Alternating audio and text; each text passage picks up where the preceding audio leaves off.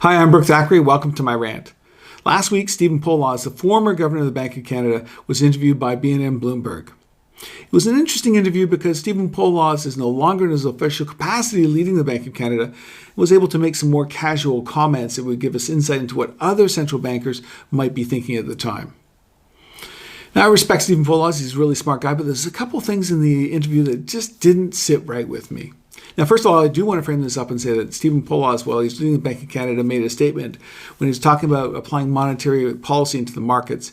Stephen Poloz said that a firefighter has never been accused of using too much water. Now, I wish he had spoken to a real firefighter before he making that statement, because I can tell you Stephen Poloz is 100% dead wrong on that. I have spoken to firefighters, and they say it's important to actually use the appropriate amount of water that the circumstance calls for. If you use too much water, you can get into trouble. And what will happen is the insurance company representing the building where the fire damage was taking place will come back and sue the municipality for excessive water damage and recklessness. So, yes, you can use too much water, and you can have too much liquidity in the marketplace. I get the feeling that a lot of central bankers out there just go, we've got to go big. We've got to go really big, and the government as well. And it's much better to go way too big than not quite enough. And I think that there's a lack of appreciation to what could be some problems down the road. And, later on in the interview, Stephen Poloz was asked about the housing situation in Canada. Now, what we've seen housing prices skyrocket, and a lot of economists are saying that the bubble in Canada, according to them, is one of the worst in the world. Stephen Poloz said, look, it's much better to have a bubble in the housing market than to save us from a recession. And he said he'll take that any day of the week. It's just this cavalier attitude that we have to solve the situation at hand. It doesn't matter if we just apply way too much liquidity to do that.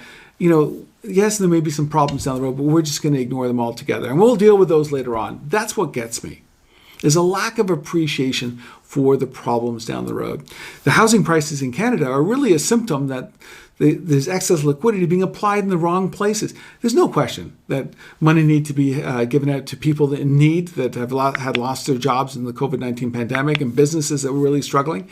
But there's been a lack of targeted funding in the right areas. So what you're seeing is a lot of companies that absolutely do not need the money receiving money, individuals that do not need money receiving the money as well. And so with this excess liquidity, you're driving up asset prices, you're driving up house prices as well, artificially, and that's going to cause some huge problems down the road.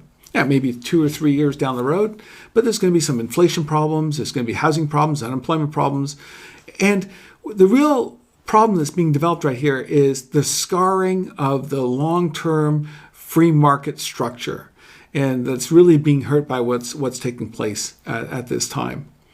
Now, down the road in a few years' time, I'm sure that people come back and ask the central bankers and say, well, look, we've got some problems here. And I can guarantee you that I think I know their answer. They'll come back and say, well, we did what we had to do because of the circumstance at the time. I don't buy into that. What you really should be doing is figuring out a way to target properly the amount of money going to the society and helping the right people that actually need the money, not just flooding the system. And that's the problem. Yes, I'm ranting about what I think should be the right solution. And I'm talking about how the central banks and the government should be actually doing something differently than they are. And I understand that it's a tough job for the governments and central banks in this situation. I just wish they were taking a more targeted approach and helping people that actually needed help in a more targeted fashion, and companies as well, rather than this blanket approach of spreading liquidity and money into the system. But as an investor, you need to focus on what is happening rather than emotionally what should be. And that's important. And right now we see the government's continuing to provide fiscal stimulus, and central banks as well at the same time, helping to support the economy and the stock market as well. But at some point we may see the law of diminishing returns, where investors actually start to say, hey, you know what, we're seeing stimulus applied and we're not getting the growth out of that And so we're becoming a little bit skeptical that we're going to continue to see a sustained growth pattern in the future. That may happen down the road. I can't tell you when that's going to happen. But right now, the modus operandi of central banks and governments are to keep pumping money into the system. And that's really what the focus needs to be at this time, despite my opinion, and you may have something similar or even different as well about how the situation is being handled. Thank you very much for joining me on my rant.